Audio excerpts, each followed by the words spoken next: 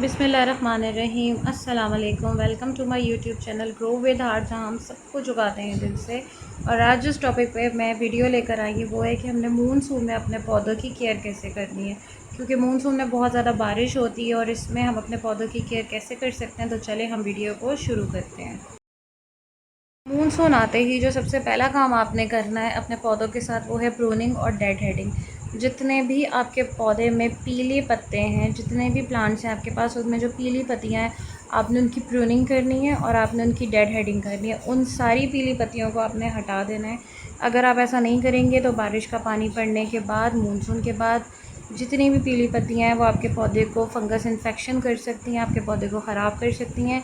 इसलिए आपने जो सबसे पहला काम करना है वो डेड हेडिंग करना है। डेड हेडिंग का मतलब ये होता है कि जितने भी डेड पौधे हैं या पीली पत्तियां हैं या जो कॉर्नर से ख़राब हो रही हैं, आप उन सबको प्रून कर दें।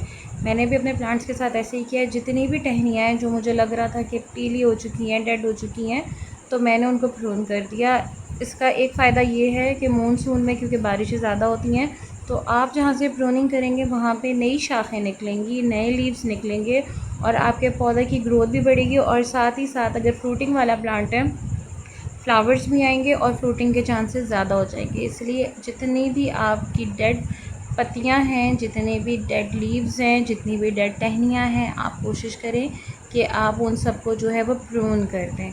तो ये सबसे पहला काम है जो आपने जब जैसे ही मानसून स्टार्ट होने वाला हो तो आपने अपने पौधे के साथ करना है। आपके पौधा बहुत सारी बीमारियों से जो है वो बच जाएगा।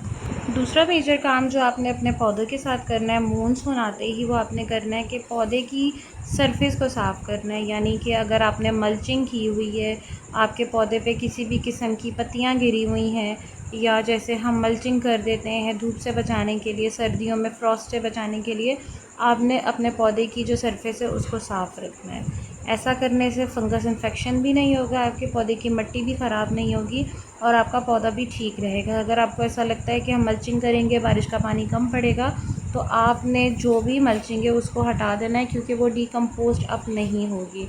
इसलिए आपने अपने पौधे की जो सरफेस है आपने उसको बिल्कुल एकदम नीट एंड क्लीन कर देना है, ताकि आपकी मिट्टी भी ख़राब ना हो और आपके पौधे में किसी भी किस्म का फंगस इन्फेक्शन ना हो। थर्ड मेजर काम जो आपने करना है अपने गार्डन में मानसून आते ही, वो ये है कि आपने एक नया बैच प्लांट्स का तैयार करना है। आपके कुछ ऐसे सीड्स जो कि जर्मिनेट नहीं हुए थे, ग्रो नहीं हुए थे, तो अब मानसून आ गया है। इस मौसम में जो जर्मिनेशन रेट है और जो प्लांट्स की ग्रोथ रेट है वो 80% बढ़ जाता है। तो आपने क्या करना है कि कोई भी ऐसा पौधा जो आप उगाना चाहते हैं, सब्जियां आप फिर से उगा सकते हैं। अगला काम जो आपने बरसात में करना है वो अपने सकुलेंट प्लांट्स को शिफ्ट करना है, क्योंकि उनको कम पानी की ज़रूरत होती है, या ऐसे पौधे जिनको कम पानी की ज़रूरत होती है आप ऐसी जगह पे रखें जहाँ पे बारिश का पानी कम पड़े उन पर। अब एक बहुत ही ज़रूरी काम है जो हमें करना है, वो है कि हमने अपने पौधे का ड्रेनेज चेक करना है।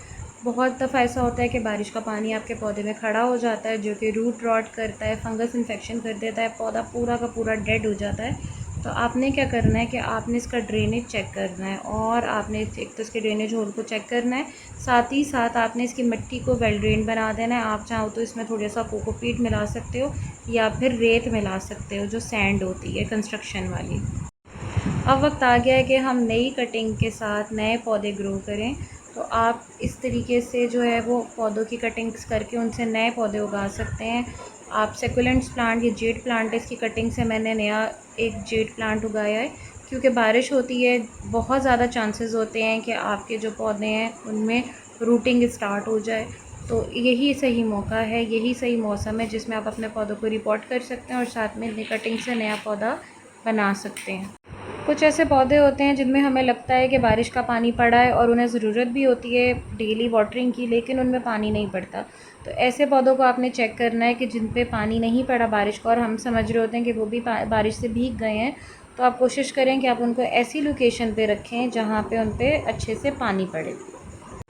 जब बरसात आती है तो बहुत ज़्यादा चांसेस हो जाते हैं मलेरिया के, बहुत ज़्यादा चांसेस हो जाते हैं डेंगू के, और वो ये सब इसलिए बनते हैं क्योंकि कहीं ना कहीं पे, कहीं ना कहीं कोई पानी स्टोर हो रहा होता है, जिसमें मच्छर जो आते हैं वो एग्स देते हैं और फिर उसके बाद जो होता है वो डेंगू और बाकी बीमारियां फैलती हैं। तो आप कोशिश करें कि आपके गार्डन में कहीं पर भी कोई ऐसा बाउल है कोई ऐसा पॉट है आप लोगों ने जो है वो खाद बनाने के लिए रखी हुई है, जैसे कि मैंने रखी है, इसके नीचे देखें सारा पानी जो है वो ड्रेन होता है, तो मैंने ये रखी हुई है पौधों को देने के लिए। तो आप कोशिश करें कि आप उनको फेंक दें और पानी जमा ना होने दें। नेक्स्ट जो काम आपने करना है वो अपने गमलों को रेज़ करना है, यानी कि गमलों को ऊपर उठाना है। अक्सर ऐसा होता है कि हमें पता नहीं चलता, गमले ज़मीन पे पड़े होते हैं और नीचे से फंगस लग रही होती है। देखें, इसको अब रेज़ करने की ज़रूरत नहीं है।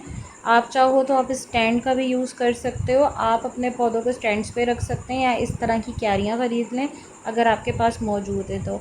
अगर आपके पास ये क्यारियाँ भी नहीं हैं और आप मेरी तरह ज़ीरो बजट गार्डनिंग करते हैं, तो ये देखिए मैंने ईंटों के साथ अपने गमले को ऊपर रख दिया है, और यही सारा काम मैंने अपने बाकी गमलों के साथ भी किया। इससे क्या होगा, एक तो बारिश का पानी खड़ा नहीं होगा, ड्रेनेज भी अच्छी होगी, आपके पौधे में फंगस भी नहीं लगेगी। बरसात के मौसम में हमें बिल्कुल भी ज़रूरत नहीं होती कि हम अपने पौधों को फर्टिलाइज़र दें, कोई लिक्विड फर्टिलाइज़र दें, कोई हार्ड फर्टिलाइज़र दें, क्योंकि बारिश अपना काम कर रही होती है और साथ ही साथ आप जो फर्टिलाइज़र दोगे वो वैसे भी बह जाए। मेरी इन टिप्स को फॉलो करके आप मानसून में बहुत अच्छे से अपने प्लांट्स की केयर कर सकते हैं और अपने गार्डन को हरा भरा बना सकते हैं। I hope you like my video, subscribe my channel. Allah हाफिज़।